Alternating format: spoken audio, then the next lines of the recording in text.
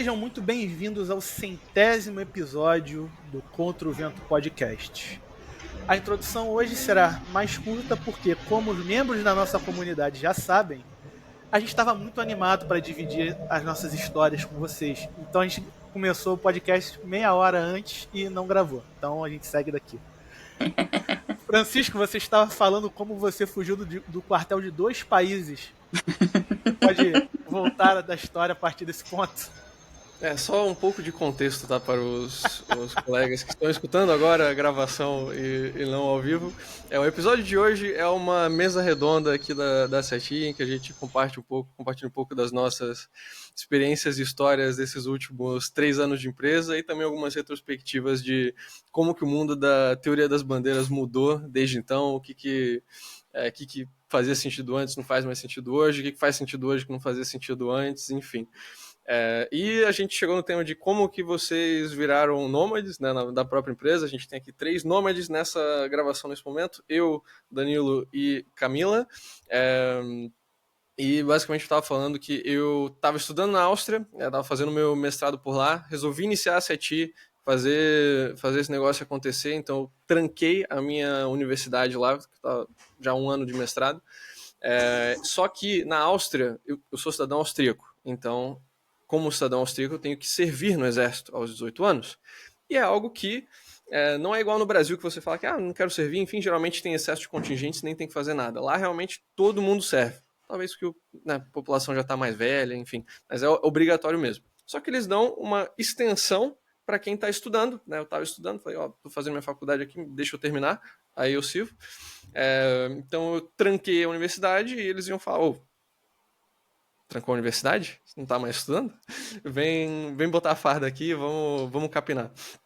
Enfim, então como eu queria realmente poder focar na empresa, o salário do recruta é de, sei lá, 300 euros ao mês e é algo que realmente ocupa bastante tempo, não teria muito tempo livre, eu decidi, vou dar minha saída fiscal aqui da Áustria, vou fazer a minha o Abmeldung, que é o nome da saída definitiva deles, e vou para Portugal, resolvi fazer uns 3 meses por lá, é um país que já fala português, vou começar com um país de nome que era algo que já seja mais simples, mais fácil de iniciar, e aí, cara, depois ali fui seguindo, passou 1 ano, que era o tempo que eu podia manter o meu curso trancado, e eu, prefiro continuar aqui na empresa, prefiro focar nisso do que voltar a escrever dissertações, e enfim, e acabei deixando caducar ali o curso inteiro e seguir na CETI.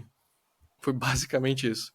Bom, é o maior especialista em elisão, tanto fiscal quanto militar, dá pra ver aí. Galera, só me apresentando rapidinho agora que tá na gravação. Eu sou o CTO da CETI, é a primeira vez que eu tô aparecendo aqui, certo? E, assim, acho que agora o maior grande assunto que a gente pode trazer é as grandes diferenças realmente do mundo e da CETI de 2021 para 2024, né? Porque a gente começou numa situação, assim, quase pós-pandemia, ainda não estava nem exatamente no pós-pandemia, né? Então, assim, quais são as grandes diferenças para o nomadismo? Assim, quais são as práticas de hoje em dia que são diferentes de antigamente? Você pode ver que o nosso CTO está também muito emocionado porque ele se apresentou, mas não disse o próprio nome para um podcast. Não é todo mundo que vai ver o vídeo. Olha, esse é o Éricles, ele é o Então, nosso tesoureiro e o nosso tesouro. Ele tá falando de Fortaleza. exatamente. Obrigado, Eric, pela apresentação. Cara, tem muita coisa que mudou, né? Tanto no Brasil quanto lá fora. Primeiro, uma que foi uma mudança bem grande, acho que talvez a mudança mais importante do lado do Brasil foi a questão da lei das offshores. Assim, isso para mim foi o divisor de águas de como que a gente, sabe, como que a gente planeja para quem é residente no Brasil, para quem isso foi o que fez muita gente dizer, ok, agora chega, para mim essa é a gota d'água, eu vou fazer minha saída fiscal. E foi o que mudou completamente, digamos, o cálculo de como que faz sentido a pessoa ter uma offshore, né? Porque antes era basicamente, se tu tiver offshore, deixa os lucros fora, não distribui os lucros, tu não paga nada. Aí agora, mesmo que você não distribua, você vai pagar 15%, o que é melhor do que se você antes distribuísse tudo, porque daí pagava no Carnê-Leão, mas, sabe, ficou essa... Ok, melhorou um pouco, mas piorou bastante. Então, acabou que, para mim, essa foi de longe a maior mudança. Tiveram outras, né? Teve essa escalada de mais regulações em cima de cripto, do que tem que reportar.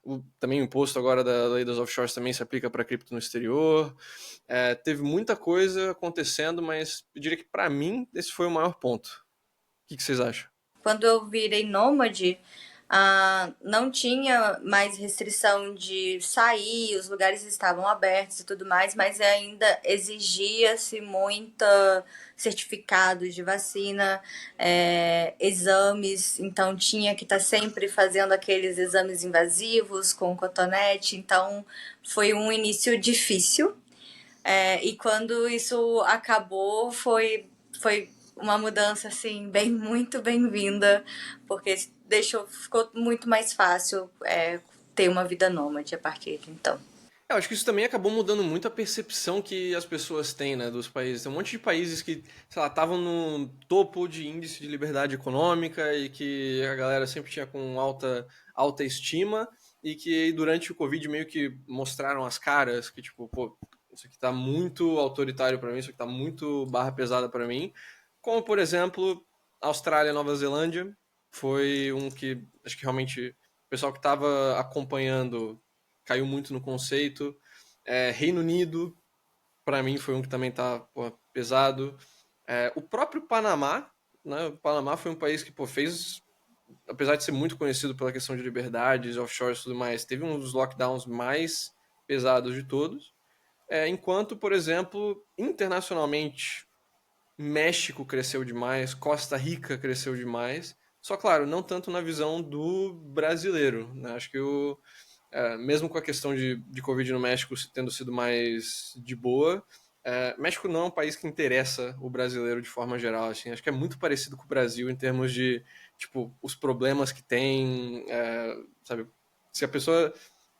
Eu, entrando em uma tangente aqui, né? Eu vejo que, pelo menos a maioria dos nossos clientes, quando a galera quer sair do Brasil, eles querem algo diferente do Brasil. Seja na questão de segurança, seja na questão de cultura, seja na questão de impostos, enfim.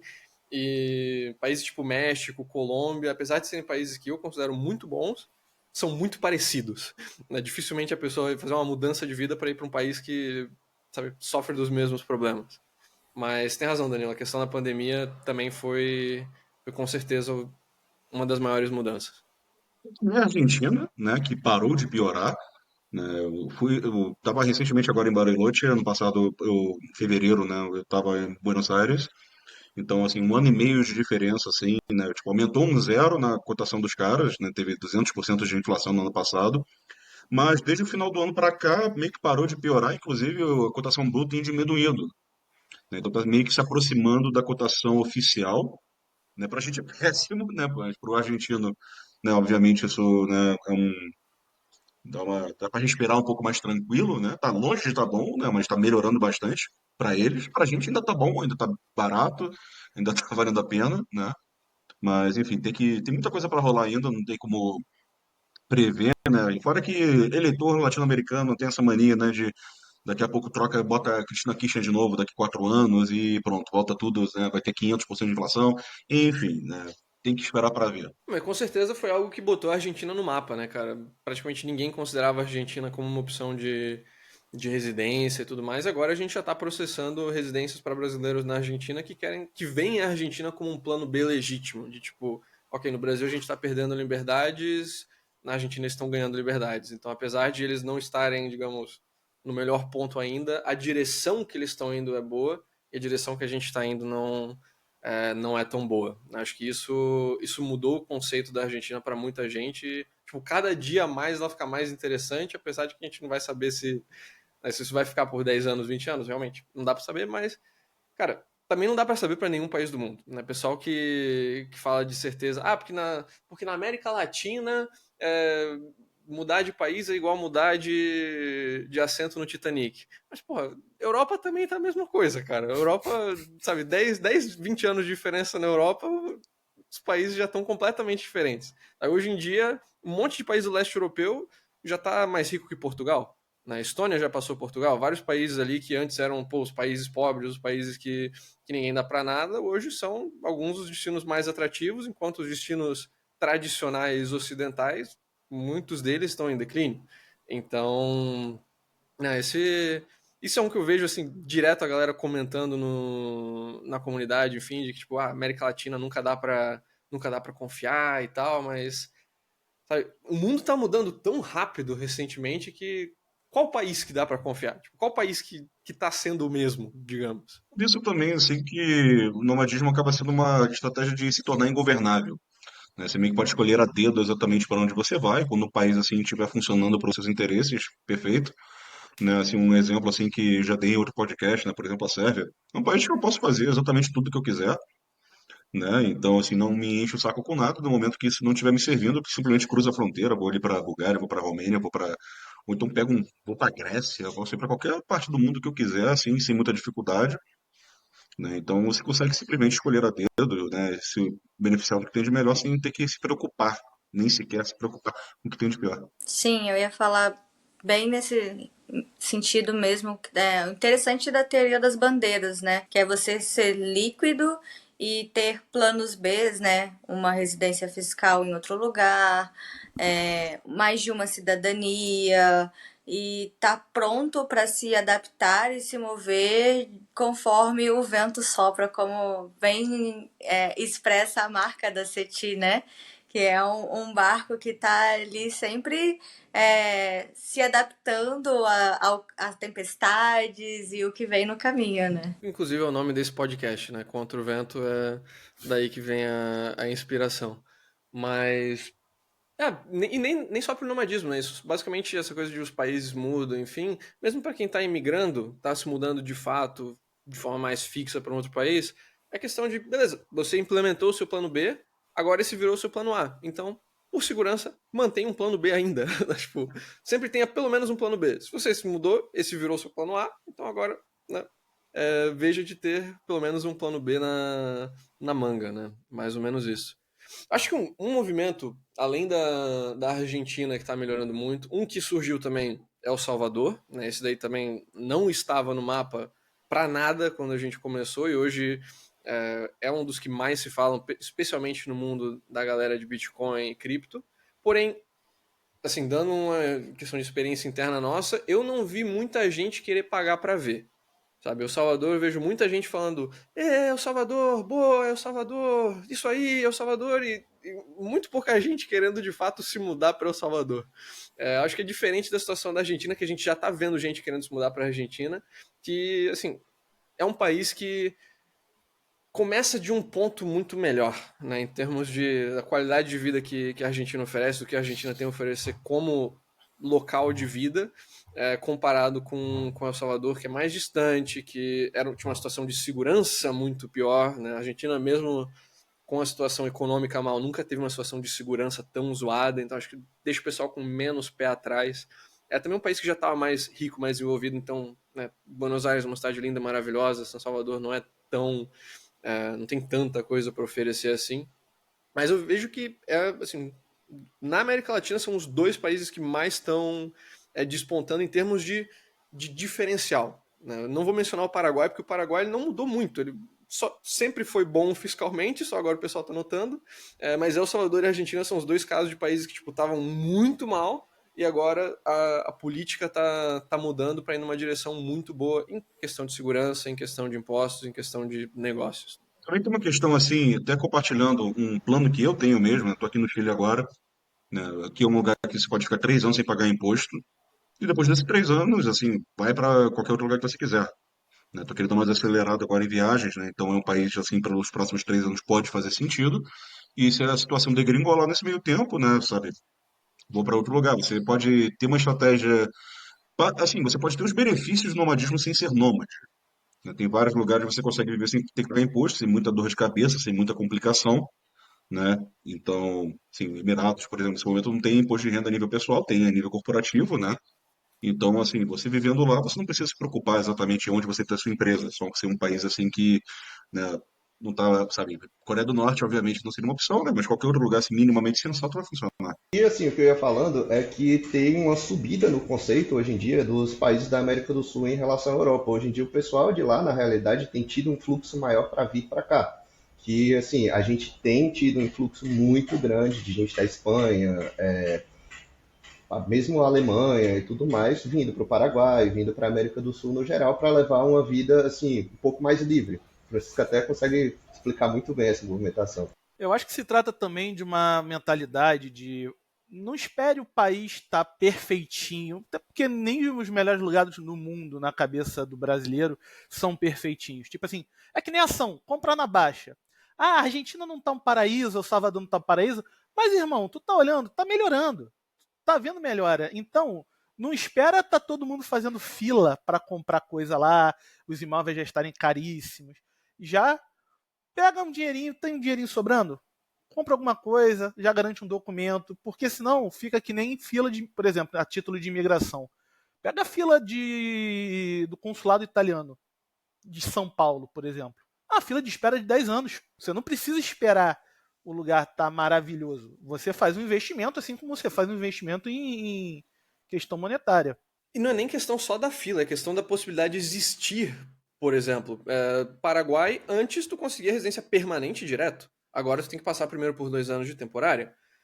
Basicamente, assim, o que eu vejo a nível de direcionamento de países é muito raro que sejam diminuídos os requisitos de imigração. Tipo, se tem um visto de investidor, se tem um visto de empresário, se tem um visto de nômade, etc., praticamente nunca vai ser diminuído o requisito daquele visto.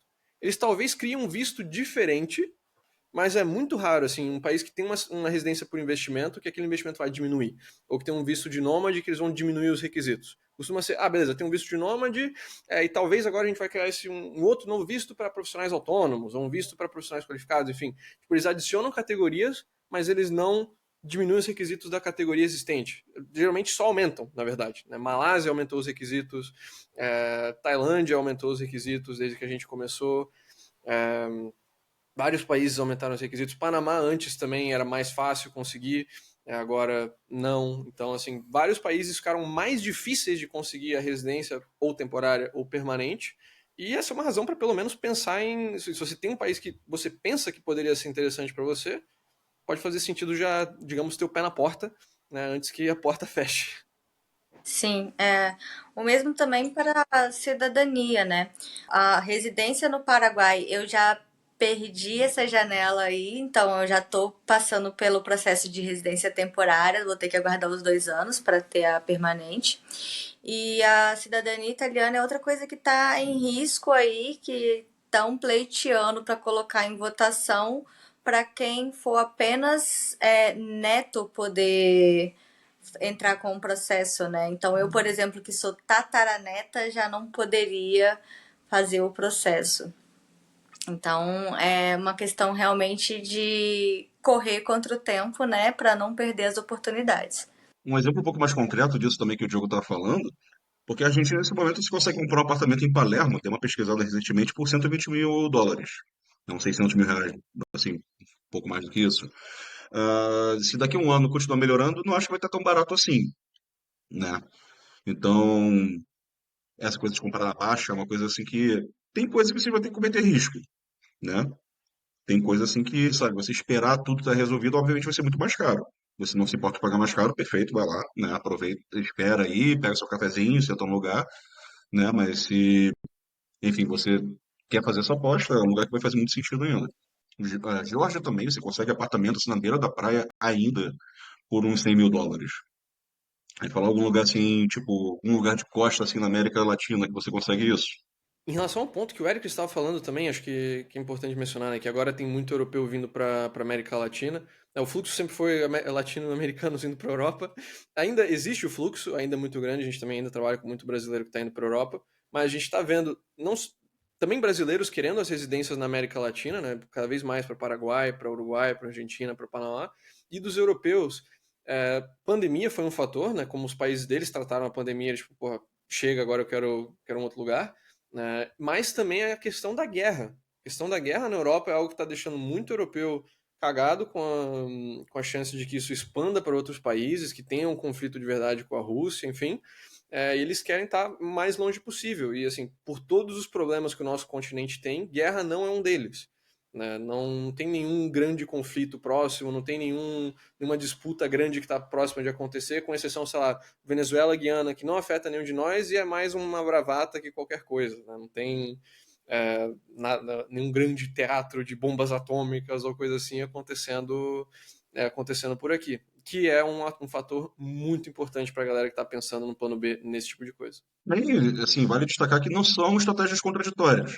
Faz muito sentido o brasileiro, o latino-americano que quer ir para a Europa, e faz sentido também o europeu que quer vir para cá. São situações muito diferentes, né? Fora que tem essa questão que você é tratado como visita. Então, um europeu que é reservista na Áustria, por exemplo, não querer, sabe, estar preocupado, ter que ser mandado para um fronte do outro lado do continente, né? É uma questão, uma coisa que não vai afetar um brasileiro, um argentino, um chileno que se muda, sai para qualquer um desses países, né? Essa coisa é ser tratado como visita. Um europeu que vem para o Brasil tem acesso ao visto de nômade, é uma coisa que um brasileiro não vai ter acesso. Então dá para viver no Brasil por 1, 2 anos sem pagar imposto nenhum. Fora que é um país assim, muito interessante para conseguir sabe, um passaporte muito rápido, um passaporte latino-americano. Né? O Francisco me confirma depois aí qual é exatamente o tempo assim, de naturalização no Brasil. Não, mas se você tem um filho no Brasil, né, em 2 anos você consegue virar cidadão. Mesma coisa na Argentina. Então, sabe, de novo, não são estratégias contraditórias. Então, uma questão assim de exatamente analisar qual é essa sua situação e qual país vai se encaixar nessa sua necessidade. Exatamente, não é que um tá errado, o outro tá certo, é que cada um tem sua situação. Também tem a ver com questão de renda, né? O brasileiro, digamos que classe média baixa no Brasil, vai para a Europa, ser classe média baixa na Europa, ele vai ter uma situação de vida muito melhor, ele vai ter uma saúde melhor, vai ter um transporte público melhor, vai ter infraestrutura melhor, vai ter, sabe, o que vai sobrar no fim do mês provavelmente vai ser maior também. Mas aí para a pessoa, digamos, que tem uma classe média alta na Europa, e ele está com um custo de vida alto, está pagando altos impostos, ele vem para a América Latina, mantém a renda remota, muitas vezes paga zero imposto. Então, assim, cada nível de renda, cada situação pessoal, cada tipo de profissão pode ter uma estratégia que é mais adequada para aquela pessoa. O pessoal nos comentários aqui também da comunidade tá falando, o Rafael falou que dos países parecidos ao Brasil, o Brasil ainda é o melhor país.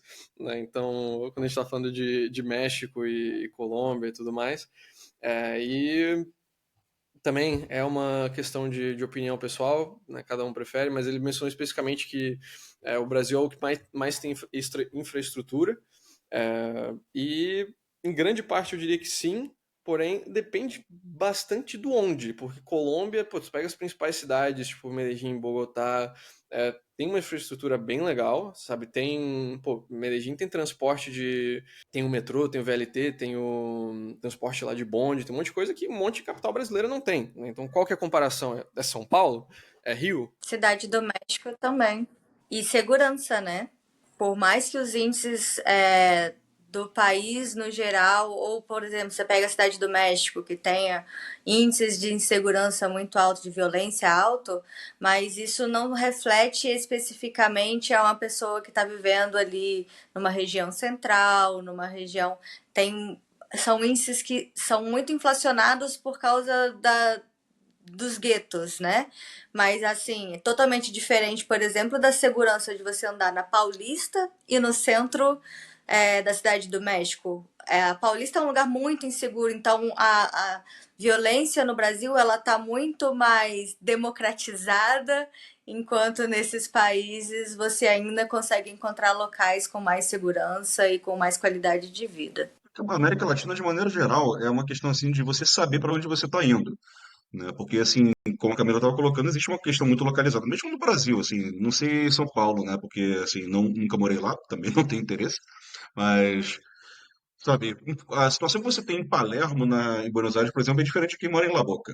Da mesma forma que quem mora em Roma, na Cidade do México, é bem diferente de quem está em Sinaloa, né? E por aí vai, sabe? Quem está na parte leste de Santiago, na parte sul, né? Os exemplos, assim, vão ser infinitos.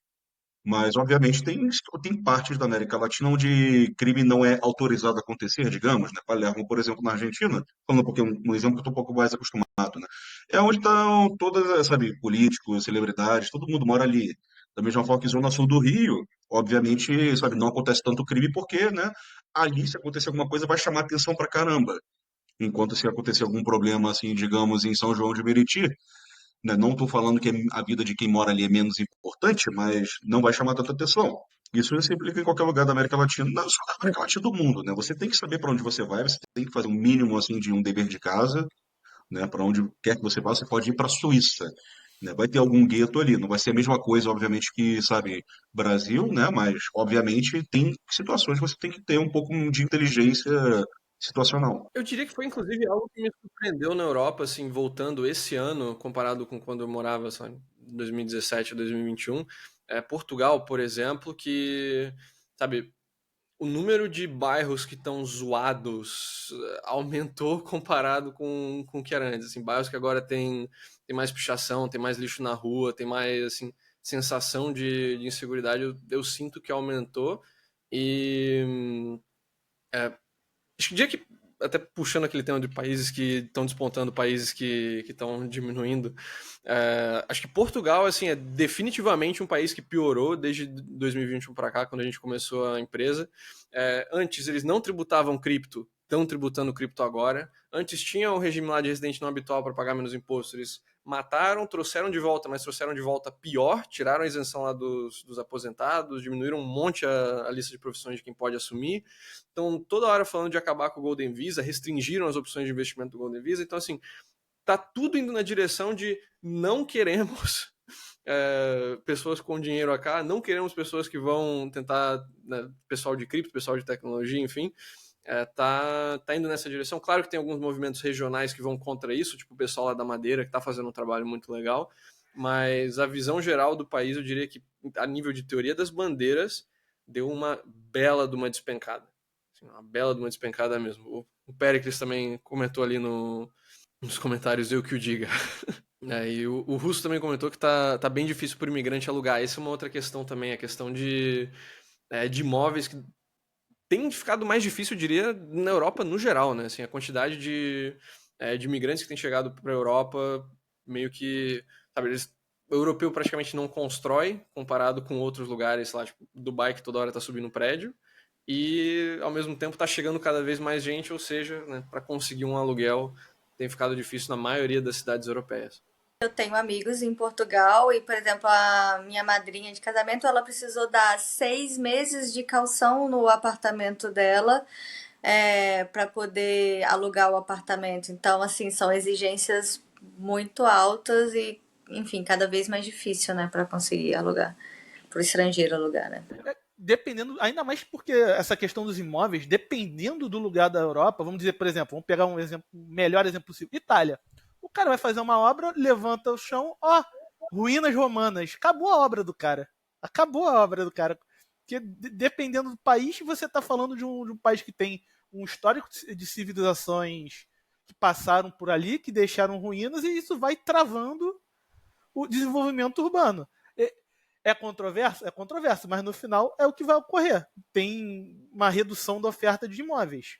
Fora que, como o Francisco falou, tá ruim pro imigrante daqui para lá. Tem determinados tipos de imigração, vide a questão de refugiados, que tá trazendo uma galera para lá que tá sobrecarregando o país. E não significando que o cara é refugiado, então automaticamente ele está cometendo crime. Mas todo imigrante está sendo julgado com a mesma régua. Tá tendo uma questão esse enrijecimento na Itália, inclusive, da questão da cidadania, não está vindo de graça. Isso é uma corrente que está ocorrendo por toda a Europa. Espanha também tem a questão acho que é o Vox, o partido de direita lá na Espanha, que já está falando também de aumentar barreiras para a obtenção de cidadania. Então, mais uma vez, aproveitem as oportunidades enquanto elas estão disponíveis. O mundo está mudando muito rápido. Mas assim também, assim, compartilhando também um pouco da minha estratégia, eu gosto de país fudido, em bom português, né? No sentido de que eu gosto desses lugares que ninguém tá indo, a fila é muito menor, tem muito menos estresse, os voos são mais baratos, né? Inclusive a galera fica muito mais, assim, surpresa quando você chega lá, por exemplo, Sérvia, né? Um país assim que não tá no radar de ninguém. Você chega lá, todo mundo, nossa, você veio pra cá, que legal. Você fala que é brasileiro, todo mundo abre um sorrisão, sabe? Ele te trata como se você fosse, sabe, amigo de infância, né? Eu vou ficar, sabe, fazendo essa propaganda para a Sérvia quantas vezes for preciso, porque realmente é um lugar assim que você se sente muito acolhido, né? Então, assim, não vai ser um país que vai te encher o saco com nada, nada. Tem outras opções também, não é só isso, né? Tipo, a Geórgia. Geórgia já é um exemplo um pouco diferente, né? Porque já tinha ficado muito popular no ano passado, especialmente depois da guerra, né? Teve muito russo e ucraniano fugindo para lá, que é um país mais neutro. né? Agora, a Camila pode até talvez trazer um pouco do insight dela agora, né? Que pelo que eu entendo, muitos dos russos já saíram, então talvez seja um pouco, já esteja voltando para isso que eu estou falando, né? E são lugares assim muito seguros, especialmente comparado com a violência latino-americana, né? Então, especialmente brasileira, assim, não tem, sabe, briga de cartel, de drogas, essas coisas, né? Acabam sendo assim, a violência é muito mais uma coisa assim de crime de oportunidade do que qualquer outra coisa.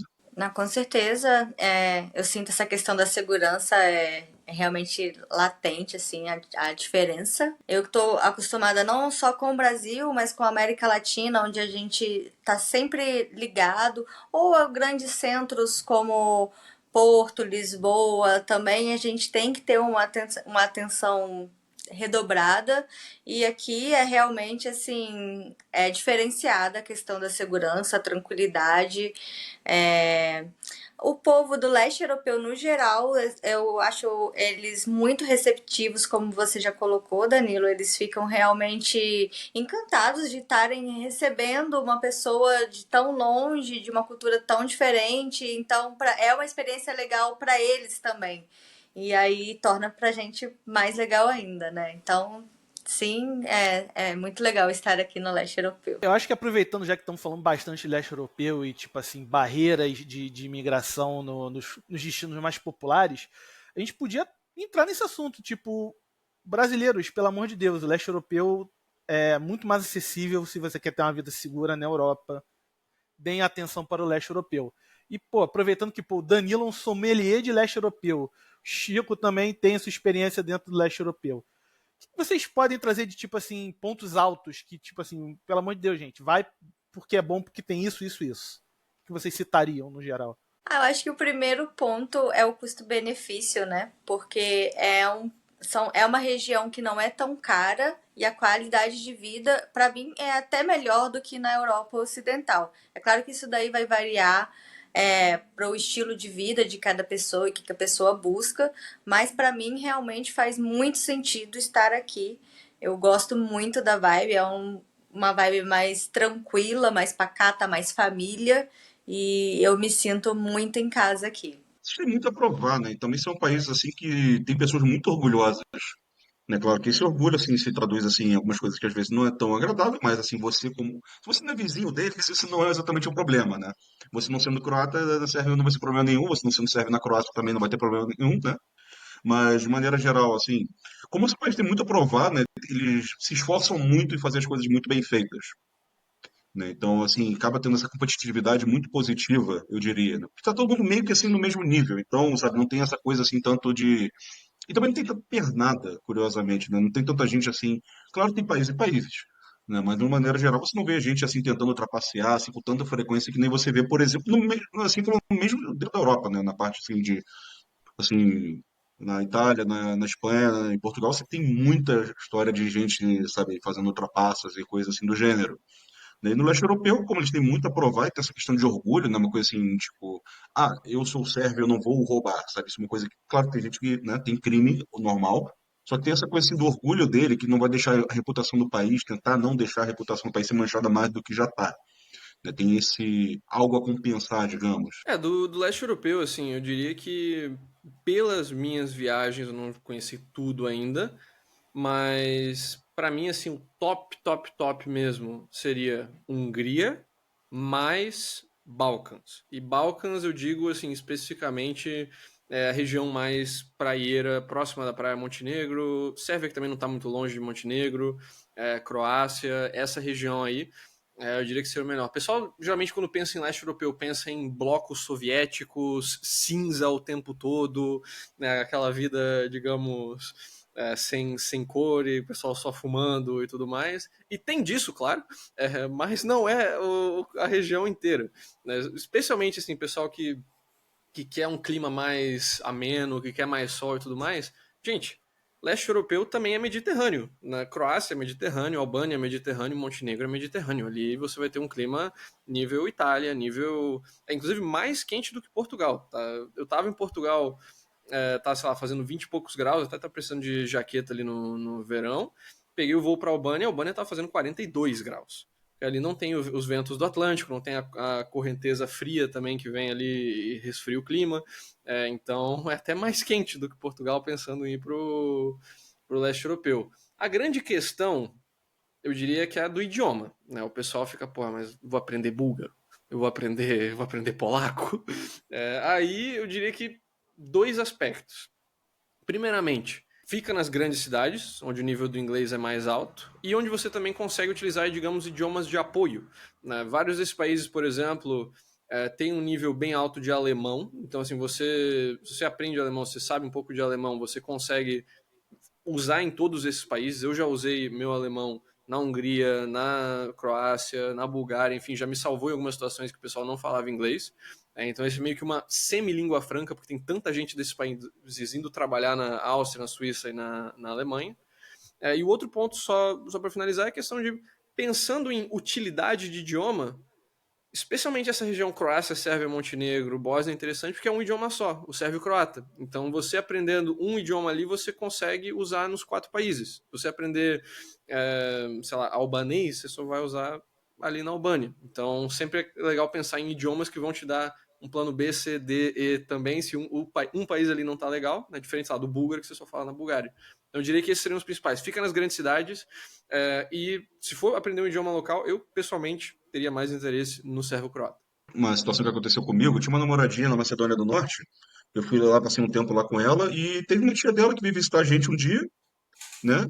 Ela, obviamente, não sabia português, não sabia inglês, sabia macedônio e espanhol. Curiosamente, ela sabia espanhol por causa de telenovelas. Ela é muito fã de novela mexicana, colombiana. Eu consegui me comunicar com ela só por conta disso. É uma coisa assim muito bizarra. E essas novelas, de maneira geral, são muito populares por ali. Uma coisa assim, que a galera traz à tona o tempo todo mesmo, assim, é o clone. É bizarro assim o quão popular foi essa novela, ali, especialmente daquela parte do mundo, né? E também tem a outra questão que, um outro exemplo pessoal, né? Enquanto estava na Geórgia ano passado, eu passei um bom tempo estudando grego, porque eu tinha esse plano assim de utilizar feriado, né? Acabei indo lá para Atenas, passei um tempo na Tessalônica, fui para Tírnavos, que é no interior ali da Grécia, para ver o carnaval deles, Uranópolis. Todos esses lugares eu consegui usar inglês sem problema nenhum. Então eu aprendi grego à toa, basicamente. Claro que não fiquei fluente nem nada, mas ainda assim, sabe? Era o suficiente para, sabe, coisas do dia a dia, fazer compras, só que não era necessário.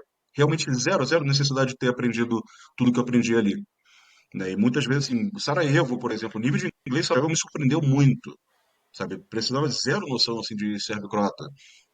Então, assim, às vezes você vai estar fazendo essa preparação toda, assim, vai ser muito mais fácil na prática do que você realmente imagina. Exato. Até faltou mencionar, o pessoal comentou aqui, o russo também é um idioma que é muito útil lá, claro, especialmente para o pessoal mais velho, o pessoal mais jovem hoje em dia já praticamente tudo cresce no inglês. E a Romênia, vale mencionar, porque é o único país da região do leste europeu que tem um idioma de origem latina, que tem, sei lá, 70% de semelhança gramatical com o português. Então, não é você aprender um idioma completamente do zero, digamos, ele tem mais ou menos como se fosse tentar aprender, sei lá, um italiano ou algo assim, né? Vai ter várias semelhanças que vão tornar o processo de aprendizado do idioma muito mais fácil.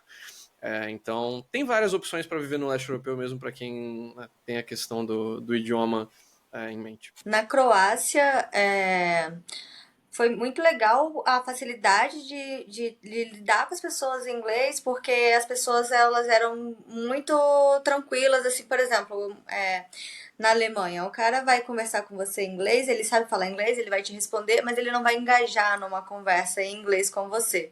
E lá na Croácia, eles não têm expectativa nenhuma que você aprenda o croata, então, porque é um país pequeno, poucas pessoas falam, então não faz sentido as pessoas aprenderem, né? Então eles aprendem inglês na escola desde novos e vão engajar numa conversa em inglês de boa com você, sem, por exemplo, se você estiver num passeio, assim, numa festa, eles não vão te excluir, eles vão todos falar inglês para incluir você na conversa. Os mais antigos falam russo e italiano também lá na Croácia. Então, foi uma coisa que me ajudou, aquele arranhadinho de italiano ali, que eu não falo, mas consigo arranhar, né? Então, me ajudou com os mais velhos. Aqui na Geórgia, Também tem o russo, né, que infelizmente eu não falo, mas uma coisa que eu reparei é que existe também uma atenção política em relação a isso.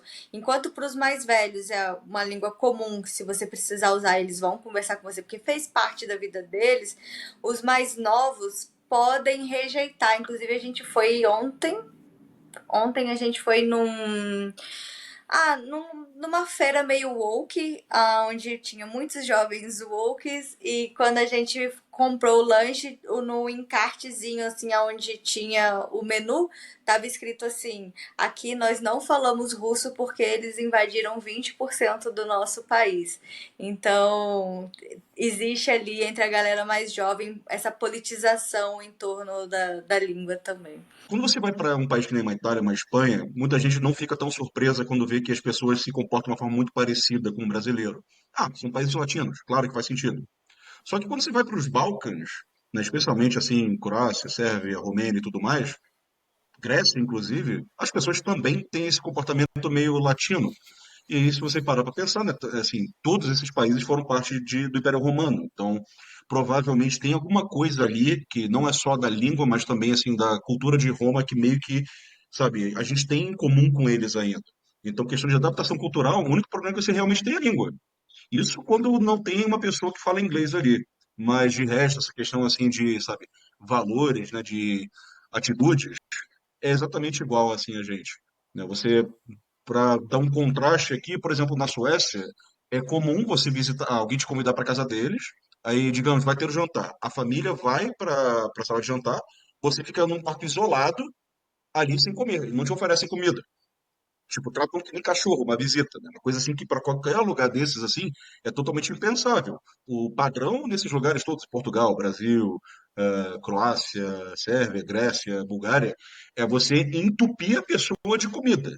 Você convidou essa pessoa vai sair rolando dali. Antes de sairmos dos Balcãs, a questão justamente do idioma assim como já teve 2 professores de inglês que vieram no podcast, eu vou reforçar um ponto relevante. Você tem que saber falar e entender. Você não precisa falar eloquentemente. Ninguém está preocupado com isso. Isso é uma maluquice que os RHs brasileiros colocaram na cabeça do brasileiro, que você tem que falar perfeitamente. Aqui na CETI a gente fala com um povo de tudo que é parte do mundo. Eu lembro que eu tive numa reunião com o Danilo com alguns alemães e o inglês deles não era legal. Então, desapegue dessa questão de você ter que falar tal como um livro. Isso não é necessário. Só isso, também você não precisa falar fluente. Você ter um nível intermediário da língua já é mais que o suficiente. O importante é você conseguir se fazer entendido. E assim, um nível A1, A2 já é suficiente, né? Uma coisa assim de, sei lá, um Duolingo sessão 3, você uma boa. Sim. E falando dos alemães em específico, né? A Camila mencionou que o alemão ele não vai engajar contigo em inglês. Vale mencionar que eles não vão engajar contigo em alemão também, tá? Mesmo que você fale alemão, não é porque o alemão vai ficar, vai ficar de conversa fiada ali. É um povo de poucas palavras, de forma geral. Faz parte da cultura. Justo, justo. Acho que foi o Danilo que comentou agora que o povo talvez estivesse pensando, eles vão falar de Estados Unidos, de outros países. Vamos então aproveitar para falar de Estados Unidos por causa dessa mudança, dessa guerra política que está tendo agora nos Estados Unidos, que panoramas a gente está enfrentando. Que às vezes vem muito cliente falando com a gente sobre, não quero ir para os Estados Unidos. Quando na verdade eu acho que eu quero ir para os Estados Unidos por causa de alguma perspectiva que ele tem, por causa de mídia, por causa de algo que ele acha que sabe, ou por mais vezes a pessoa olhar e falar, pô, essa é a única solução, que muitas vezes não é verdade. O que vocês acham? Assim, em termos de tendências, acho que uma que dá para mencionar, estatística, né, que quadruplicou o número de vistos EB2NW sendo feitos para os Estados Unidos. Então, assim, pessoal qualificado brasileiro, isso falando só do número de brasileiros, tá? Então, assim, quadruplicou o número de brasileiros qualificados querendo ir para os Estados Unidos. Então, os Estados Unidos ainda é o país que mais puxa a galera brasileira que, sabe, tem muita experiência profissional, que tem graduação, mestrado, enfim, e ainda é um dos melhores países do mundo para isso, tá? Para quem está se mudando por carreira, salários Estados Unidos e salários Europa não se comparam. Não se comparam para quase nada. Assim, o que você vai ganhar numa França, numa Espanha, praticamente qualquer carreira você vai ganhar mais nos Estados Unidos. Qualquer carreira mesmo. Há exceções, sei lá, talvez alguma coisa você vai trabalhar na Suíça, ou se você vai trabalhar sabe, para Liechtenstein, você vai trabalhar para Singapura. Ok, beleza, talvez você consiga equiparar, mas também as vagas são muito menores, né? Tem muito menos oportunidade no mar, então para isso eu diria que os Estados Unidos ainda é uma jurisdição que faz muito sentido. Para quem quer maximizar o dinheiro que vai fazer, é uma opção muito boa. E claro, tem toda a questão lá de se você virar cidadão, você vai ter que pagar imposto a vida inteira, tem muita coisa que os Estados Unidos têm de problemática atualmente, toda a questão da escalada, digamos, da guerra política. É um país que está basicamente seguindo muito dos passos do Brasil, né, em termos de polarização da política, de crescentes tensões em tudo quanto é lado.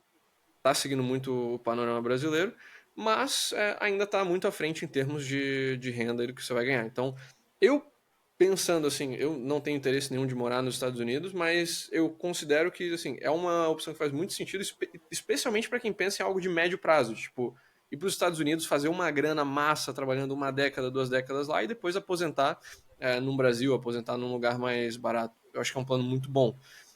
Mas claro, também para quem quer viver por lá, tem toda a questão de laços e de família, né? A gente conhece muita gente do ramo da internet brasileira que tá na Flórida, já se mudou uma galera para lá. Renata Barreto, parceira nossa, já está nos Estados Unidos há muito tempo, e pessoal de direita, pessoal podcaster, pessoal de um monte de coisa da internet brasileira já está morando por lá também. Então, assim, quando já se tem família num país, é muito mais fácil pensar em mudar para lá, ou quando já se tem amigos para iniciar uma relação, para ter pessoas próximas. E a maioria dos brasileiros conhece alguém que já foi para os Estados Unidos, que já passou por lá, comparado com, né, países mais exóticos. Então, eu acho que ainda tem muitos sentidos para os Estados Unidos, só eu acho que o sentido que não precisa ser é o sentido das liberdades. Eu acho que isso é algo que assim, tem diminuído nos Estados Unidos e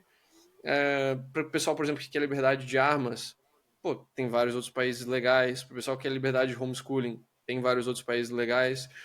Claro, também dá para encontrar isso em vários estados dos Estados Unidos, mas eu não acho que assim, Estados Unidos é a única opção no mercado para quem quer liberdade de expressão, para quem quer liberdade de armas, alguma coisa assim. Acho que esse ângulo tem várias outras opções, mas para o ângulo do dinheiro, não tem.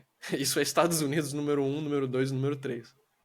Isso que você colocou, acho que é muito verdade. Eu vejo muito isso, muita gente que vive, né, em busca ali do sonho americano, mas que nunca parou para se abrir a outras possibilidades e ver que você pode encontrar aquilo que, né, o que você está buscando nos Estados Unidos. Tirando essa questão financeira, você consegue encontrar muita coisa legal em outros lugares, né? E acho que isso tem a ver também com uma propaganda que a gente cresce recebendo, essa propaganda do sonho americano, e aí é comum que o brasileiro cresça com essa ideia de que lá é o único possível de nos oferecer essas coisas, né? Mas eu acho que é uma coisa que está mudando também, né?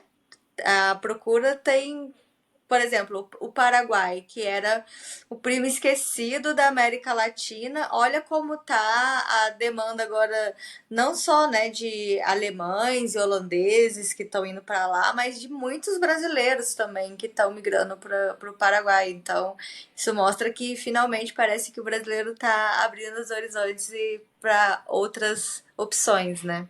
Na realidade, muitos dos brasileiros têm uma noção de que é extremamente difícil ir para fora. Você precisa ser descendente de alguém, você precisa ter muito dinheiro ou algo do tipo. Sendo que, na realidade, é uma educação até que a gente tem que fazer o tempo todo, que é muito mais fácil do que você pensa. É realmente muito mais fácil do que você pensa para todos os sentidos.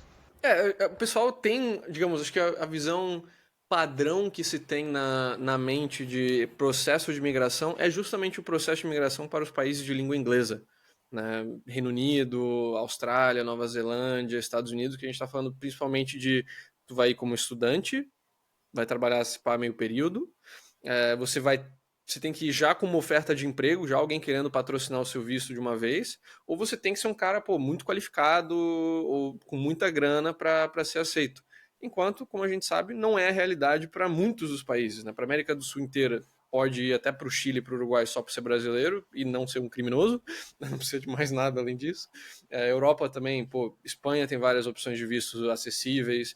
A Itália abriu o visto de nômade faz pouco tempo também. Esse daí foi outro que estava, sei lá, 2 anos sendo anunciado e vai ter um visto de nômade digital da Itália e nunca saía aquela parada. Finalmente saiu, agora já estamos processando aplicações. Portugal também é super simples de se mudar. Enfim, vários países da Europa, de forma geral, são bem simples de se mudar. Até, sei lá, Emirados Árabes, sabe? Um país que é conhecido por ter muitos milionários para tudo quanto é lado. Qualquer pessoa que quiser pode se registrar como MEI lá e patrocinar um próprio visto. Sabe, lá você tem o dinheiro para pagar o registro de MEI aqui, o registro de empresa de Zona Franca, você pode vir morar. Então é o que o Eric falou, assim, a visão que o brasileiro tem de imigração, de forma geral, é muito moldada pelos países anglófonos. E esses são os países que, de forma geral, são mais difíceis, né? Porque o mundo inteiro quer se mudar para lá. Então, tem muitas outras opções que são mais simples. Aí vai depender se faz sentido para você, se é o que você quer para sua vida ou não. Assim, eu particularmente nunca saí do Brasil, certo? Meu plano, inclusive, é começar a fazer isso assim que começar o próximo ano. Mas, enfim, quais foram, assim, as melhores situações e os piores perrengues aí que vocês passaram? Foi muita coisa assim que foi motivada pela necessidade até, né? Por exemplo, a minha saída de Portugal. Péricles, um rapaz que trabalha com a gente aqui com a parte de edição de vídeo e tudo mais, amigo meu, assim, de Portugal de muito tempo, né, todo o tempo que eu fiquei lá, assim, uma das pessoas muito próximas que eu tinha lá, quando ele estava ali, né, durante a pandemia, a situação dele era muito mais tranquila que a minha. Ele tinha a família dele lá, né, a mãe, o irmão, então ele não tinha esse imperativo de ter que sair do país. Eu tinha, além de estar de saco cheio de Portugal, né, eu fui dispensado do meu emprego lá na Apple e o seguro-desemprego de Portugal foi uma cuspida na cara. Estavam me oferecendo 350 euros assim por mês de seguro-desemprego quando o aluguel estava acima de 400. Então, nem se eu quisesse eu poderia continuar lá, né? Então, foi um dos motivos assim de eu sair para a Estônia foi esse, uma questão assim, tipo, não tem como manter aqui. Né? E depois disso, né, você vai vendo outros lugares que são muito melhores do lugar que você está, né? E agora, sabe, não querendo diminuir o Péricles, mas ele está uma situação muito mais confortável que a dele, né? Ele está basicamente na mesma situação que ele estava, no mesmo 0-0, digamos, né? E eu estou aqui no Chile, estou assim, sabe, já tenho outros 30 países que eu passei nesse meio tempo, não tenho nada do que reclamar da minha situação, né? Foi a melhor decisão que eu tomei na minha vida foi primeiro ir para Liberticon daquele ano, né, para Madrid, e depois sair de Portugal. Né? Tudo na minha vida começou a se encaixar depois daquilo. Né? A questão do Francisco também foi muito, né, nesse lado, né, uma questão assim de necessidade. Porra, 48% de imposto, meu Deus do céu, sabe? Quero ir embora daqui. Né? E depois na Estônia também, né, 55% de imposto. Sabe, quando comecei a trabalhar aqui para Sétimo, sabe, impensável. Nem estava tirando meu salário ali, estava vivendo de reserva, deixei para pegar o salário que estava acumulado ali de 4 meses após ser fazer a saída fiscal, porque senão era, pô, metade daquilo ia para a Estônia para porcaria nenhuma, sabe? Nem direito ao sistema de saúde eu tinha, mesmo tendo visto, mesmo estando tudo regularizado, não tinha direito ao sistema de saúde, é uma coisa de maluco. Mas, enfim, né? Então tem muita situação que às vezes a pessoa está numa situação minimamente confortável, como é o caso assim, do Diogo e do Éricles aqui dentro, né? Tem coisas que estão funcionando muito bem na vida deles, que por conta disso eles assim, vou ver qual é, vou esperar para ver, né? Quando a situação estiver um pouco mais favorável, vou sair, vou esperar ter essa situação perfeita.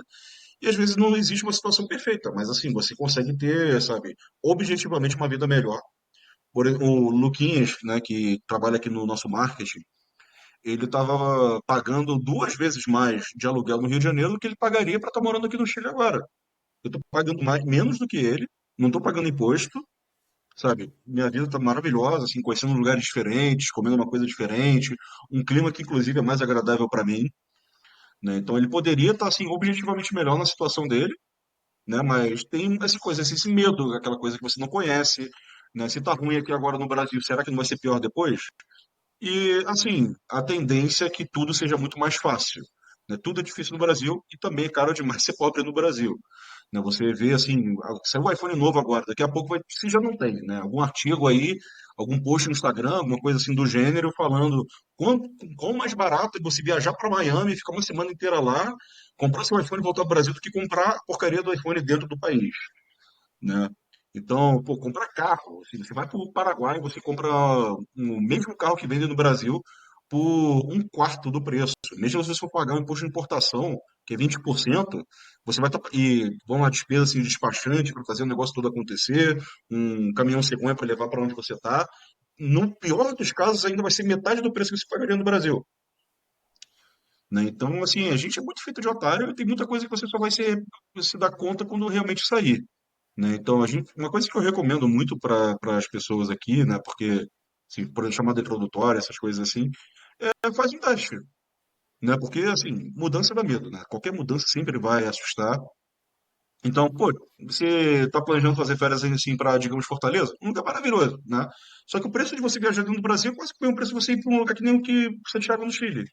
Tá, tem voo saindo de São Paulo e Rio de Janeiro, assim, todo dia a uns R$ 600, uma coisa assim, sabe? R$ 600 você, sabe, às vezes não consegue nem um voo Rio-São Paulo. Então vem pra cá, vê qual é, vê como você se adapta, sabe? Se você gosta, se você não gosta, né? E vai explorando, vai testando a água. E aí, eventualmente, você vai ver, pô, eu conseguiria ver aqui. Eu consigo ver, assim, as coisas funcionando desse jeito. Olha que legal, não tenho que preocupar com aquela coisa que tira o meu sono no Brasil, né? Não precisa, sabe, se comprometer, se casar com essa ideia antes de você, né?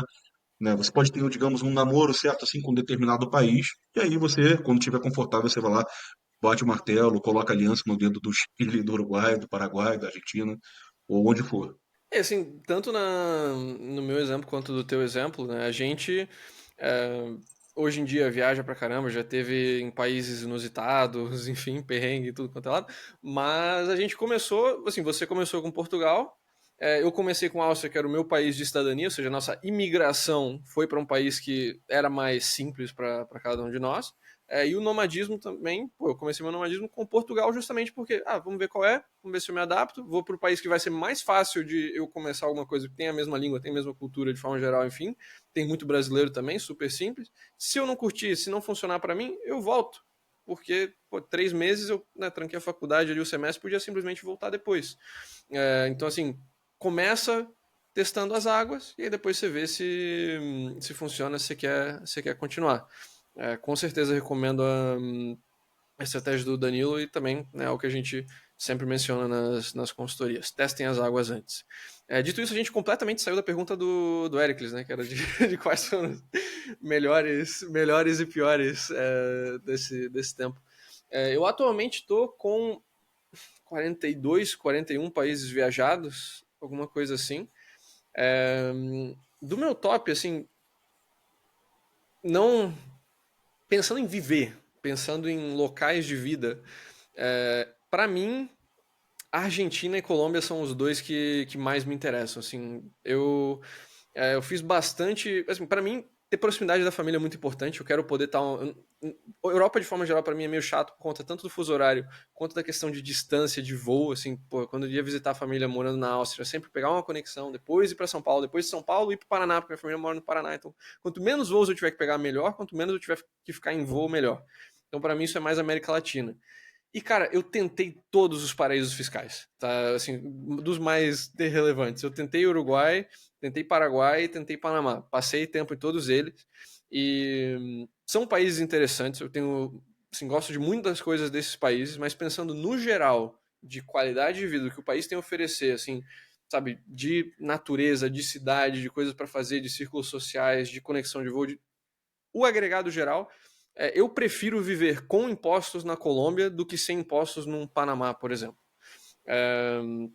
Panamá, assim, eu achei, pô, parece uma Dubai na América Latina, tem aqueles prédios para tudo quanto é lado, e os bancos, e os impostos baixos, e as offshores, enfim, mas eu senti que é um país meio sem alma, sabe? E isso é uma das coisas que eu mais gosto na Colômbia, que é um país que tem muita alma, tem muita cultura, tem muita dança e as festas culturais deles e um monte de coisa para fazer. Esse outro lado do Paraguai, né, que para mim eu não curti tanto, que é justamente não tem tanta coisa para fazer, sabe?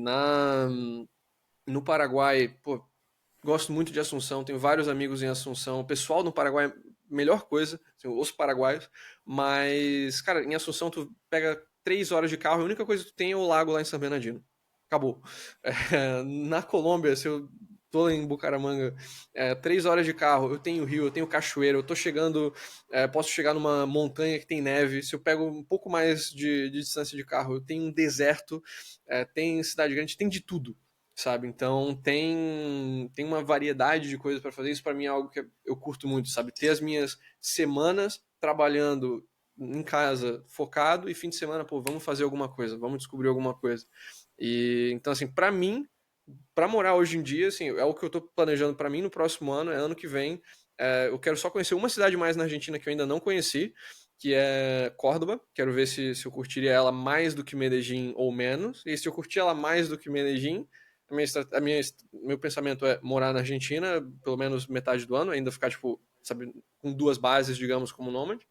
E se eu gostar mais de Medellín, então continuar essa rotação que eu tenho feito de metade do ano Colômbia, metade do ano Brasil, um pouco menos, para não passar de residente fiscal, e o resto viajando. Assim, que para mim funcionou melhor. Você já subiu no Tigre ali, pra cima de Buenos Aires ali, Francisco? Sim, muito bonito. Recomendo para todo mundo que está em Buenos Aires pegar o trem ali e conhecer. Mas aquelas casinhas ali no meio do rio não dá, não. É só para alugar no fim de semana. Para morar, É, esquece. sim, sim. Tem uma questão assim que, às vezes, o lugar que é fiscalmente atrativo, ele é um lugar muito corporativo, muito, sabe, né? E por isso que o Francisco falou assim, que é um lugar muito sem alma e tudo mais. Então acaba sendo um lugar assim para você, sabe, fazer seu dinheiro, você criar sua estrutura, uma coisa assim, né? Só que assim, também, assim, tem gente que não se preocupa tanto com esse ter o que fazer. Né, tá num momento da vida que tá querendo mais focar em trabalho, essas coisas, né? Que meio que criar essa gordurinha, ficar um pouco mais estável, e aí depois se preocupa, assim, com, sabe, aproveitar a vida, com férias e coisas assim do gênero. Tanto eu quanto o Francisco, até porque a gente trabalha como nômade, né? A gente não tem necessidade de estar querendo essa base, nosso trabalho viaja com a gente, né? Pra gente não faz muito sentido ficar morando num lugar que é só para isso. Não tem necessidade de a gente estar plantado num lugar aqui no Panamá. Tem todas as suas vantagens ali, mas né, às vezes é muito mais interessante você estar, sabe, num lugar que tem muito a oferecer. A Argentina, por exemplo, um lugar maravilhoso, sabe? Não vai, sabe, podia viver o resto da minha vida em Buenos Aires, feliz da vida. Sabe? Não ia me cansar nunca, nunca, nunca. Claro que ainda tem muito perrengue, né? Assim, um país que, obviamente, tem muito que melhorar ainda, mas você coloca essas coisas na balança, né? Tem coisas assim que às vezes as mazelas de um país não te incomodam tanto, né? E você vai meio que tenta equilibrar isso com o que eu penso fazer, inclusive agora, eu vim para o Chile para talvez usar como base, ficar revezando ele, Santiago com Buenos Aires. Santiago até agora me surpreendeu bastante. Eu achei que ia ser um lugar muito chato, achei que ia ser nível Montevidéu, muito pouco o que fazer. Né? Seria um lugar só realmente para, sabe, ter essa estrutura, essa parte assim, esses benefícios fiscais e acabou, né? Mas na verdade é muito mais interessante que isso, né? Tem gente da América Latina inteira aqui. Então tem essa meio que um caldeirão cultural muito forte. E um país é uma tribo, um país muito pequeno, só que por conta disso tem muita diferença geográfica. Então você tem deserto, você tem neve, você tem vulcão, você tem lago, tem a Ilha de Páscoa também, dá para pegar um voo daqui de Santiago para lá, passar um fim de semana vendo aquilo tudo lá, né? Então realmente tem muito, muito, muito que agregar, muito mais do que eu esperava, assim, sabe?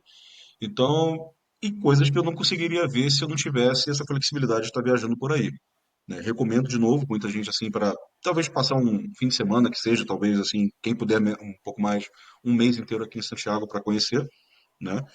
E meio que o país que você se encontra, às vezes, não é um lugar que vai fazer muito sentido. O Francisco se encontrou bastante com a Colômbia, um lugar que né, ele se sentiu, assim, sabe, realmente um lugar que pode chamar de casa, de lar, né? Às vezes, para você pode ser uma situação parecida. Às vezes é mais interessante pagar algum fragmento de imposto ali, só que você está num lugar que você, sabe, se sente pleno, se sente completo e tudo mais. O pessoal até perguntou nos comentários se tem algum incentivo fiscal, né, na Colômbia e tudo mais. Dei uma olhada no nosso artigo que a gente lançou faz pouco tempo dos regimes, digamos, simples nacional de todos os países da América Latina. Foi uma pesquisa que levou pra caramba para fazer, então segue aí a publicidade do nosso próprio blog. A Colômbia tem um regime estilo simples nacional brasileiro que tu paga menos de 10% de imposto até uns 1 milhão e tantos dólares de renda anual. Então, assim, se eu tivesse que virar residente fiscal na Colômbia, também não ia ser tão ruim. sabe? Também não ia ser o fim do mundo pagar 10% de imposto para viver por lá. Mas é o que o Danilo falou, assim, bem semelhante à situação do Chile, que, tipo, tem muita coisa aqui, sabe? Tem uma variedade grande, você não ficaria entediado no Chile tão rápido com o tanto de coisa que tem para fazer, que, de fato, é um país que cobre um pouco de tudo.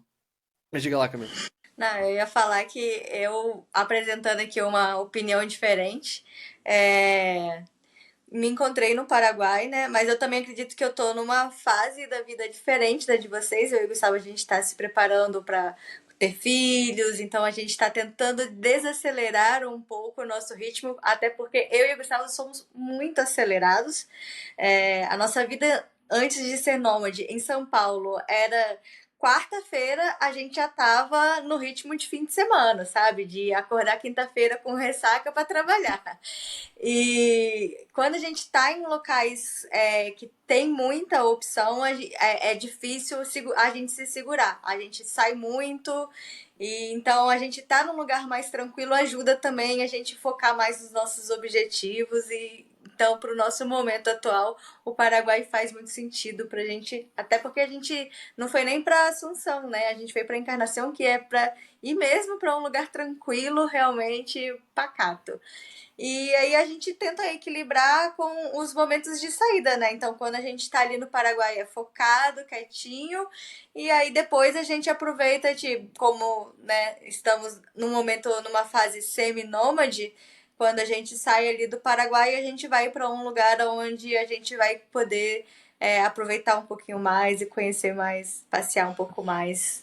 E sair a forra, né? Depois de tantos meses quietinha dentro de casa. Mila, a dona Luz do RH mandou uma mensagem aqui. Ela gostou bastante dessa história de você trabalhar quinta-feira de ressaca. Ela quer que você passe na salinha dela depois da chamada. Tô brincando. Isso era lá em São Paulo, muito antes da CETI, muito antes da CETI. Eu tô achando muito bonito esse papo de se encontrar, que o país não necessariamente tem que ser um paraíso fiscal, mas vocês estão fugindo da pergunta. Perrengue, queremos história de desgraça, de deu tudo errado. Quero saber do Marrocos. Deixa eu contar minha história de Venezuela, então, que pra mim nenhuma foi tão ruim. Vamos lá. Inclusive, deixa eu só fazer um parâmetro aqui, que você está falando de Marrocos, mas enquanto o Francisco estava na Venezuela, ele estava falando comigo que estava com saudade dos perrengues que a gente passou lá. Jesus. Depende até assim do quão resumida você quer a história. Porque eu poderia fazer 30 minutos, poderia fazer 5, mas enfim, vou fazer um pouco mais resumido.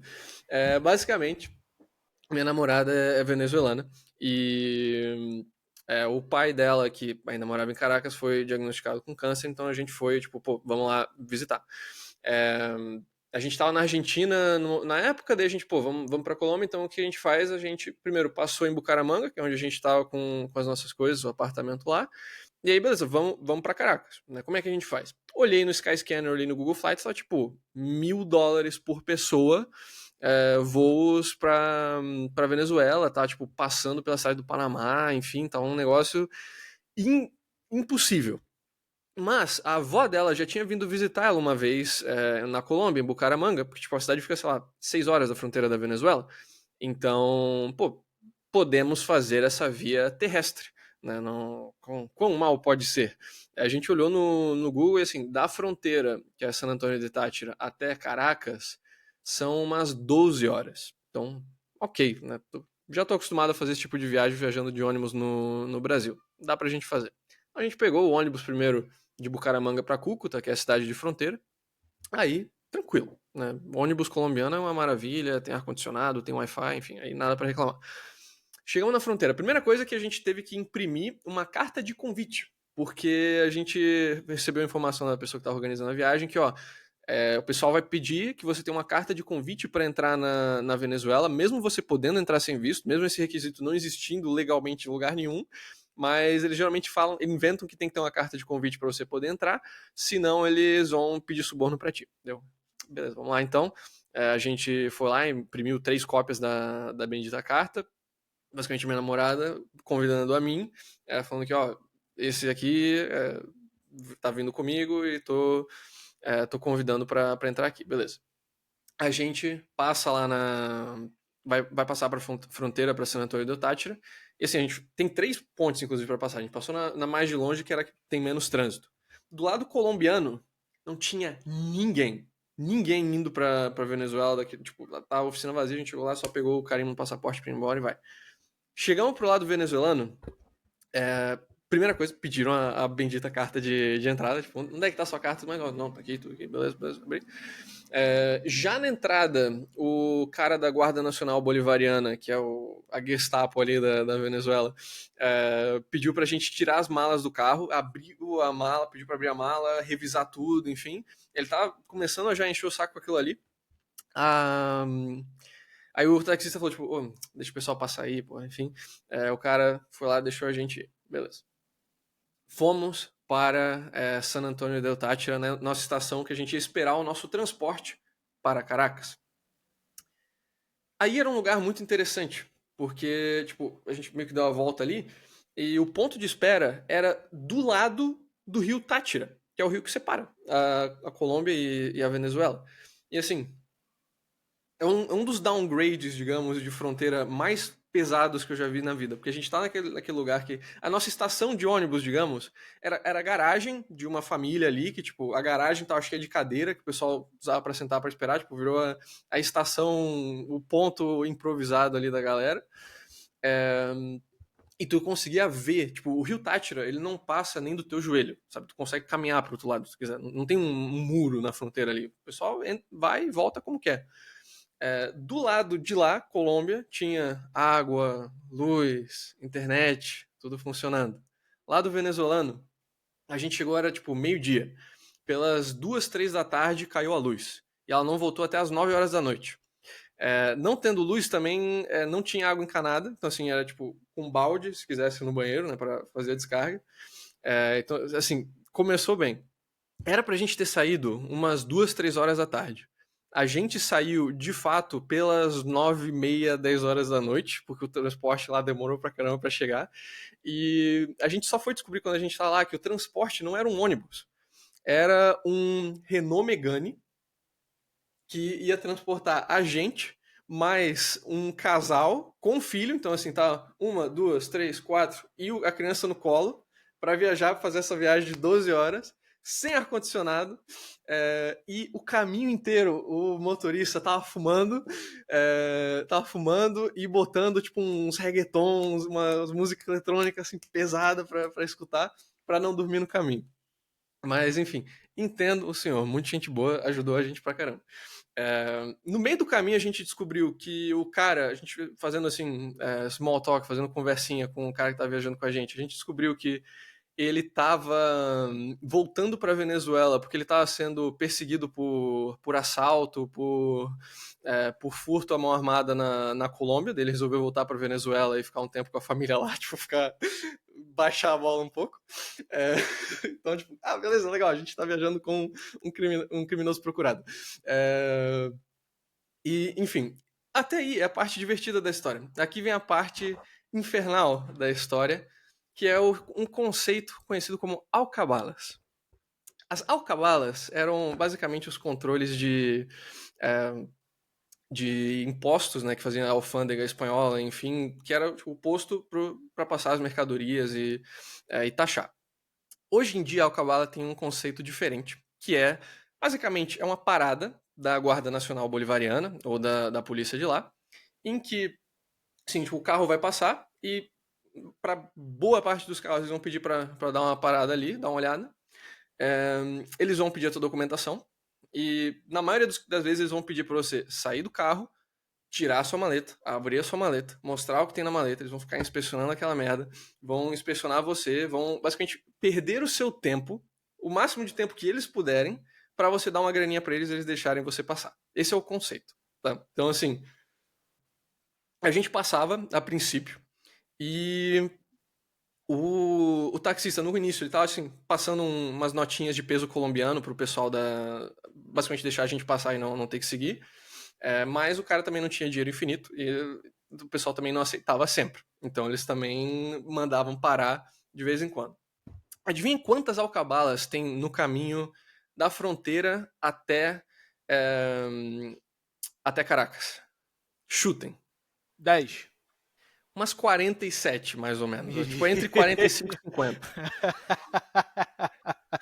A gente teve que parar, tipo, brevemente, tipo, mostrar a documentação em pelo menos metade dessas.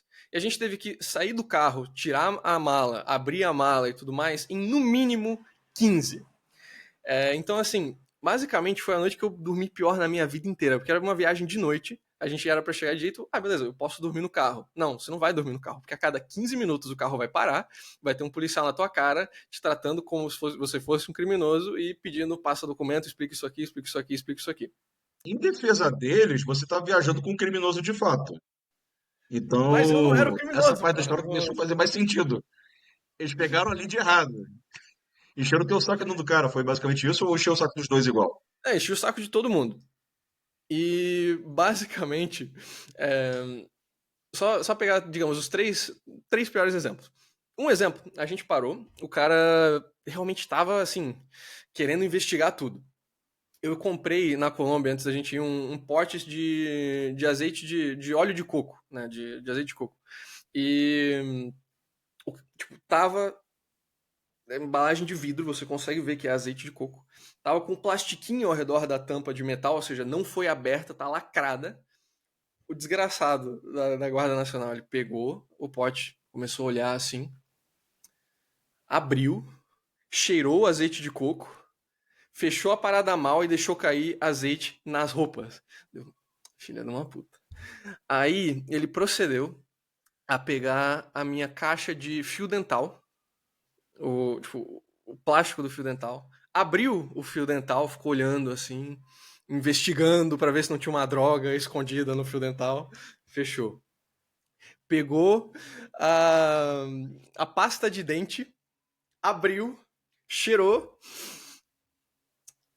Ok, beleza, tudo bem. Aí me encaminhou lá pra. Me encaminhou pro cara que faz, tipo, a revista pessoal. E assim, a revista dos desgraçados da Guarda Nacional Bolivariana não é aquela revista clássica de, sabe, segurança de boate. Ele só dá uma tocada, assim, ao redor da tua cintura, sabe, levemente pra ver se tu tá armado, se tem alguma coisa. Eles fizeram, tipo, tira o sapato, mostra que não tem nada no sapato aí. Abre a tua carteira aí, mostra a tua carteira, deixa eu ver o que tem na sua carteira. E quando foram apalpar, mano, ele segurou assim, tipo, bem, sabe? Quero sentir, deixa eu ver aqui o quanto pesa. Tipo, eu nunca me senti tão violado na minha vida, velho. De um cara assim, tipo. Daí o desgraçado ainda, depois, ele me fala: Amigo, você tá gostando da Venezuela? O que você tá achando? O pessoal tem te tratado bem? Deu. Não, só de vez em quando aí uns caras têm pedido suborno, né? Mas a gente faz o que pode, mas tá. Estamos seguindo, né? Estamos seguindo em frente. Enfim. Incrível, incrível. Eu não sei como é que você não levar um questionamento de quem que tava pedindo suborno e aí depois tu fica 36 horas numa delegacia tendo que expor os caras. Pois é. Eu não vou seguir, acho que vocês conseguiram ter uma ideia. A gente tem várias outras histórias para contar só desse dia, mas vai ficar para um outro podcast que a gente faz, sei lá, podcast Venezuela, para falar toda a desgraça. E várias outras, inclusive, que não podem nem aparecer aqui, né? Mas, enfim. Tá bom de perrengue pra vocês ou já deu, né? Sim, eu ia contar um perrengue de transporte e eu tô me sentindo privilegiada aqui agora. O meu perrengue é Uma vez fichinha. eu Eu fui sou num ônibus e o ar-condicionado não funcionava. Que coisa, né, Camilo?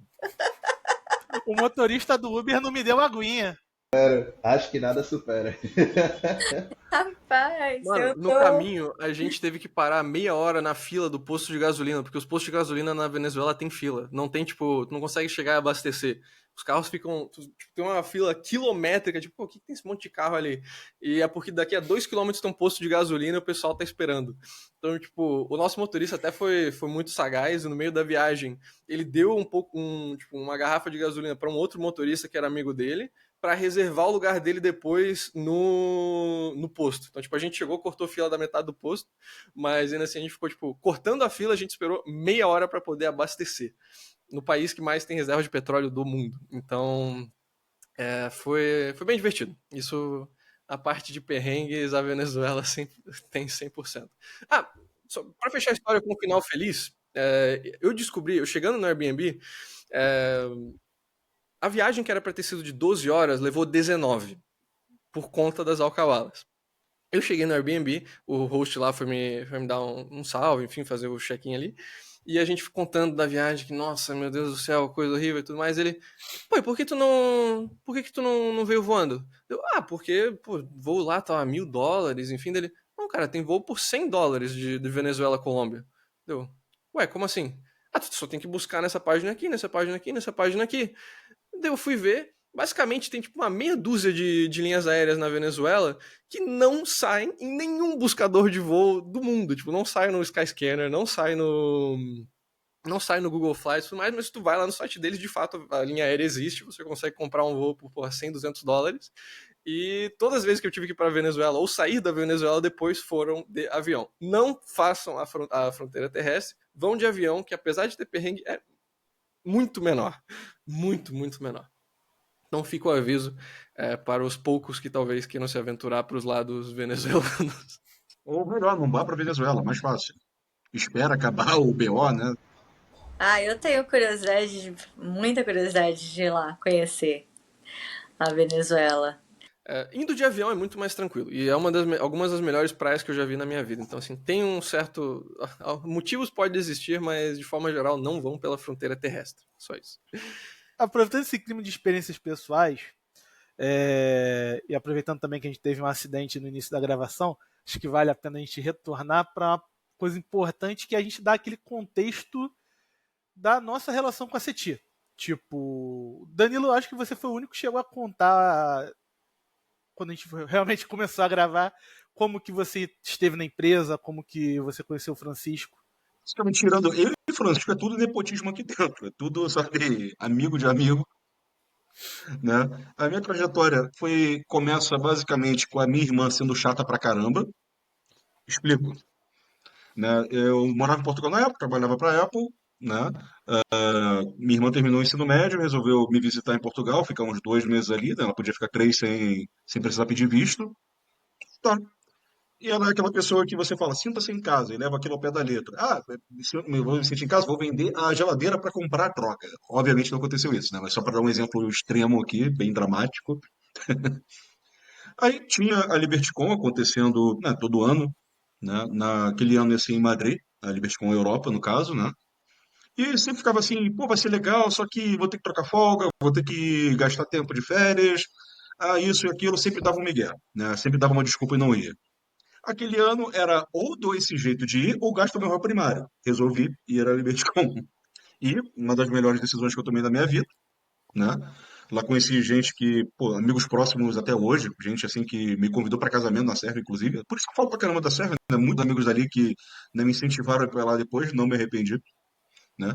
No que eu volto para Portugal, né? 2 dias depois, de fronteira, começa a pandemia. Então foi basicamente a última chance de viajar antes do apocalipse começar, essencialmente, né? E ali, né, minha irmã ia ficar 2 meses em Portugal, acabou ficando 5, porque fecharam todas as fronteiras. Foi até bom, porque a gente conseguiu se resolver, né? Aquela coisa assim de comparar os traumas e tudo mais. Descobrimos que foi a mesma causa, assim. Né? Não foi nada de muito grave. Estou sendo dramático demais aqui, né? Mas aquela coisa de a gente conseguiu se entender, né? Que agora a gente somos adultos e, né? Bola para frente. Lá para junho, a fronteira abre de novo. Ela volta para o Brasil, né? Nesse meio tempo eu tinha sido dispensado pela Apple, como eu comentei mais cedo também, né? Foi uma coisa assim, um insulto que Portugal me ofereceu à Seguridade Social. Me roubava 20% do mês para pagar aquilo depois, né? Uhum. Retorno zero da porcaria do imposto. Naquele meio tempo eu fiz um evento com o Rafael, não acabei que a gente se reencontrou aqui na sete totalmente independente, não teve nada a ver com isso, mas ele já estava falando assim de Estônia, falando que ia lançar um visto de nômade em agosto. Resolvi ir para lá. História legal, leste europeu, né? Vai ser mais barato do que aqui. Eu consigo meio que recomeçar por lá. Fui para lá, né? Tá fazendo trabalho voluntário, né? Para zerar meus custos e com tempo livre aprender Python, alguma coisa assim, né? Para ter algum trabalho remoto e não ter que, sabe, trabalhar para uma multinacional de novo que nem, né, tava lá na Apple.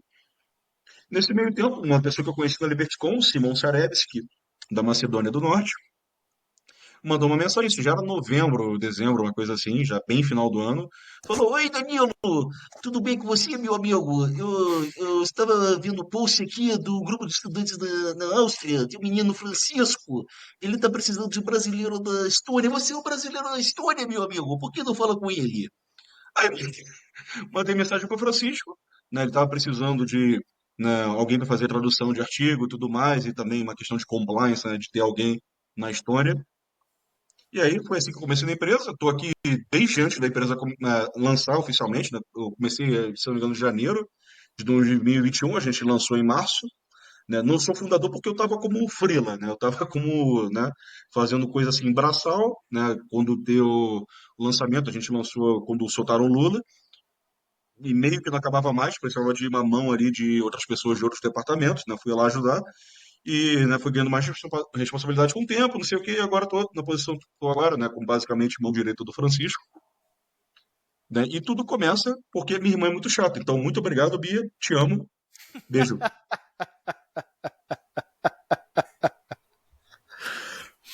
Eu vou mostrar o podcast pra ela antecipadamente, só pra tu ter essa alegria.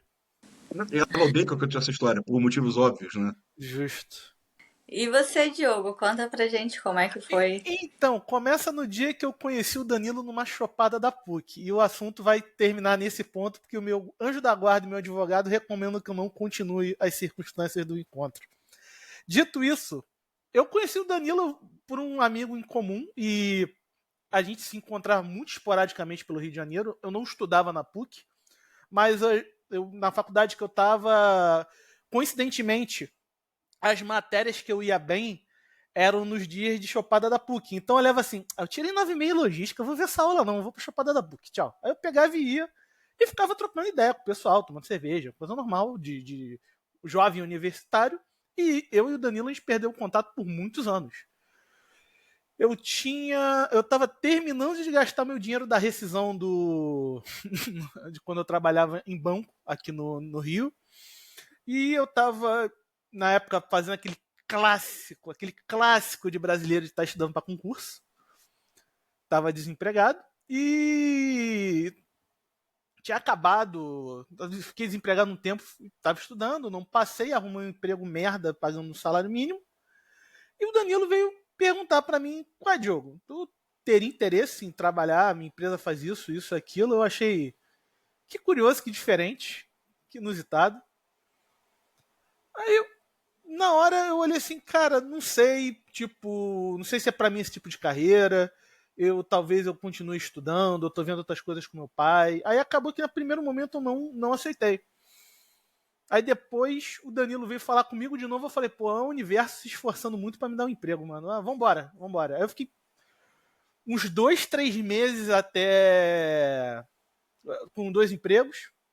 Eu não larguei esse que eu tava trabalhando presencial. Aí depois de um tempo descobriram que eu tava fazendo coisa da CETI dentro desse trabalho e me mandaram embora. E cá estou. No início eu nem era de marketing, na real, eu trabalhava com operações debaixo do lá ele. Sobre a asa do Danilo. Eu comecei a ver umas coisas de marketing, de vez em quando o Chico me pedia algumas coisas, começava a dar minha opinião. E eu comecei a dar meu pitaco. Danilo, na época, não, cara, Diogo, não esquenta com esse negócio de marketing, não. Continua aqui no esquema de operações e marketing a gente vai dando um jeito com o pessoal que a gente tinha na época. Só que eu comecei a me meter. Eu olhei assim, cara, vou arrumar sarna pra me coçar. Hoje eu sou diretor, deu tudo certo. E eu fui ganhando fé, porque eu olhava assim, pô, mas será que isso vai dar certo mesmo? O meu pai até hoje não entende no que eu trabalho, o que a empresa faz. Eu expliquei para ele 300 vezes, meu pai não entende. Ele acha que isso aqui é maluquice. A minha mãe também não entende, tá? Eu literalmente fundei a empresa e minha mãe ainda não entende exatamente o que eu faço. Tipo, mas a gente faz residência, a gente faz cidadania, a gente faz empresa offshore. E ela sempre, todo fim de semana, me Coisa de pergunta. mãe, né? Outra geração também, muito fora da caixinha de explicar isso pra Pô, eles. pior que do jeito que eu explico, os meus pais acham que a gente faz tráfico humano, porque eu digo que a gente ajuda a tirar a gente do Brasil. Érico, ainda bem que você não trabalha no nosso marketing, porque se todo mundo entendesse isso, meu Deus do céu. Não, a minha mãe, ela até entende com o que eu trabalho, mas ela sempre pergunta, mas quando que você volta pro Brasil? Você vai alugar um apartamento quando no Brasil? Ela ainda não entendeu bem o conceito de nômade. A melhor parte, assim, eu acho que a melhor maneira que meus pais explicam para as outras pessoas do que eu trabalho é o Diogo trabalha com cidadania. É um pedaço isso, vai por aí que você vai chegar lá com o que eu trabalho. Mas foi uma parada muito inesperada, cara, porque, tipo, eu literalmente vi o Danilo, sei lá, em fevereiro, depois eu vi ele em outubro. Eu não era propriamente um amigo próximo do Danilo. E ele lembrou de mim, me ligou, qual é? Tá precisando de emprego? Ah, estamos aí. Foi isso, foi uma aleatoriedade que começou do fato de eu ter ido matar aula numa chopada da PUC. Foi assim que começou a minha história com a CETI. Situação de lugar certo na hora certa, né? A minha, então, nem se fala. Isso foi, ainda bem que, né? Bia. Ainda bem que A minha irmã é. empresa em si é uma situação de lugar certo na hora certa, porque pô, Brasil, os últimos anos, só nos deu material, né? Não é meme quando a gente fala que Fernando Haddad é o nosso maior marqueteiro. O cara, de fato, tá, tá trabalhando. Haddad e Moraes, né? Perfeito. Assim, na realidade, eu já trabalhava com o Francisco há um bom tempo, da empresa anterior, que ele fazia uns lances de marketing, a IPS, junto à Adrianople Group, que trabalha muito com questão de cidades privadas, cidades livres e, principalmente, é uma empresa de pesquisa nessa área, certo?